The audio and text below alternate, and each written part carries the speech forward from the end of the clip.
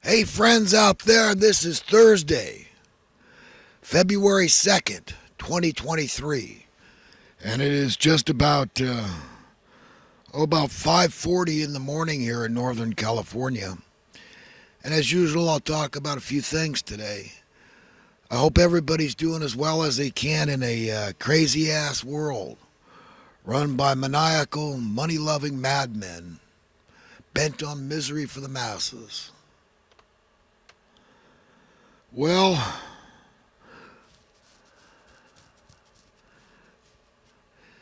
I spend a lot of time talking about God, and it's not that I know everything about God, but I like to share the things I believe are true about God, and that is God is responsible only for everything good, and not responsible for anything bad, and that's very important to understand. We're a part of something big here, friends, something eternal, and it's a very special existence we have as human beings. And we should be very grateful to be human beings. We're very special creatures, set apart from all the other creatures, made the very image and likeness of God. And what exactly that means, I'm not sure.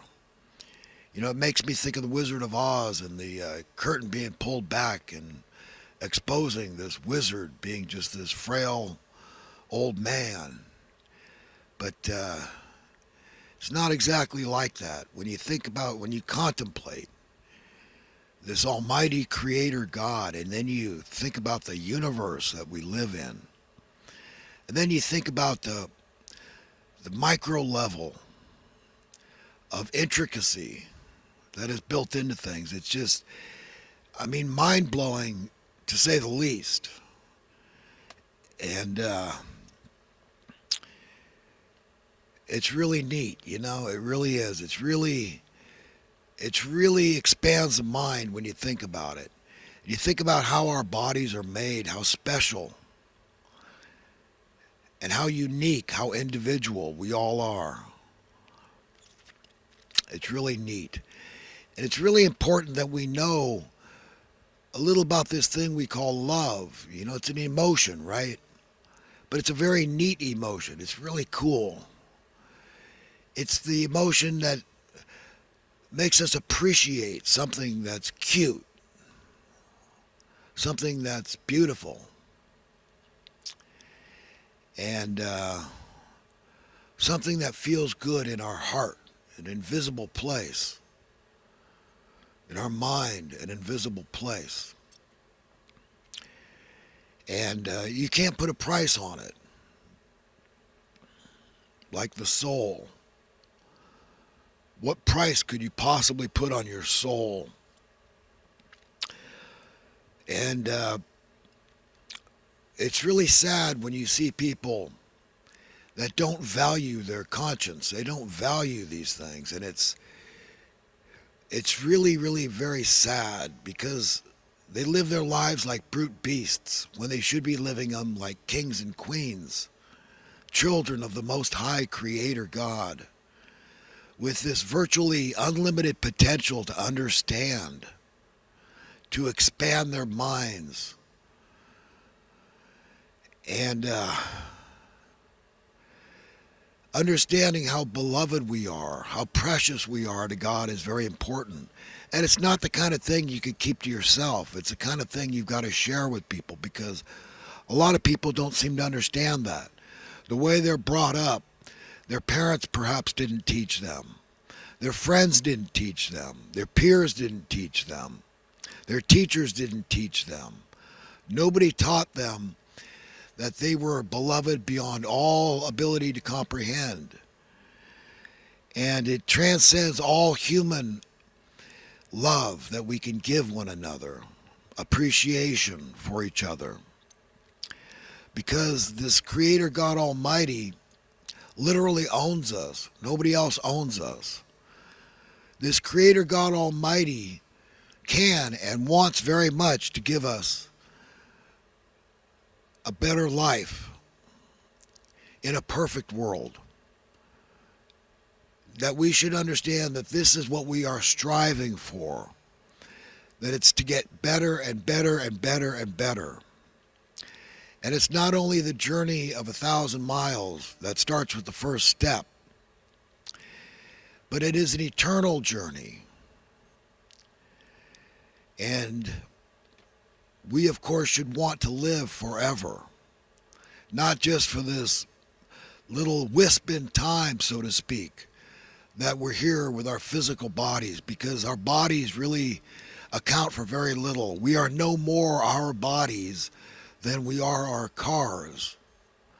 We have bodies, and we are integrated very well into our bodies. It's really very special. Having human existence is a very, very, very special thing. It's a great gift. Having our 5 senses. And you can't put a price on a single one of them. Nobody in their right mind would sell one of their senses for all the money in the world.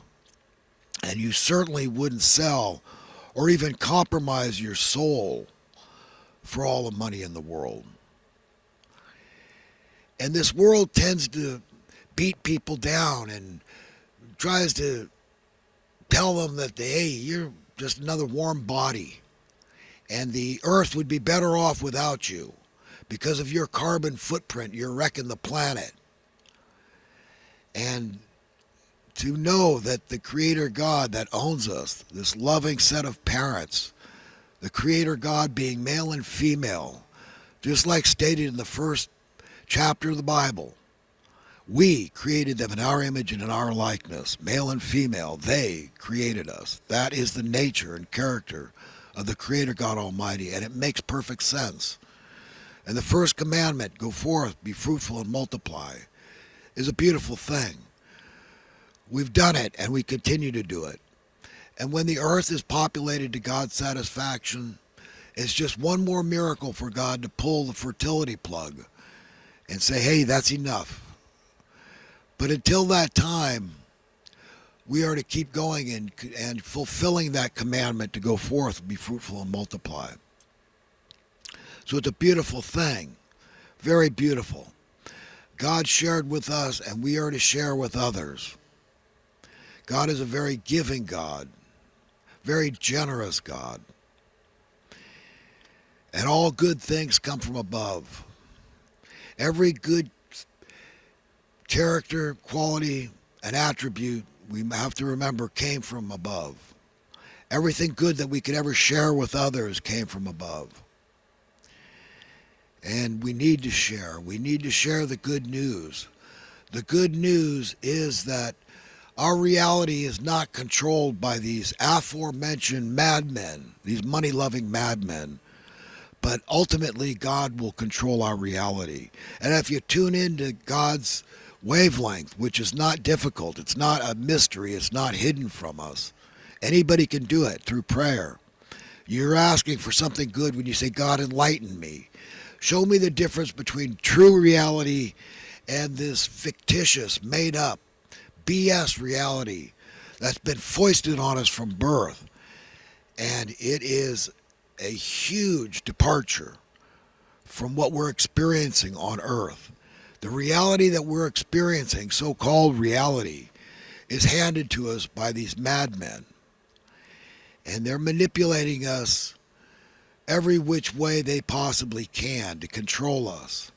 And the primary weapon, the primary tool they utilize is money. And it's really sordid. It's really sick and twisted. But it's very, very effective. And I tell you, friends, I wish I would listen to more preachers that talked about money. You know, that they were denouncing it for the evil that it is. Because a lot of them want to talk about sin and how bad it is. But they don't talk about the most grievous sin, the love of money. And this is something that infects all of us. You'd be a liar if you said you don't love money. I mean, it's okay that you say, no, I don't love money. I hate money, because I get that. And people in their right mind get that. I hate money too. I detest it just as much as anybody ever could. but I also love it for what it does. And God understands that we're all money lovers to some degree. For good, practical reasons, we love money. Because what? It provides for us. It's everything.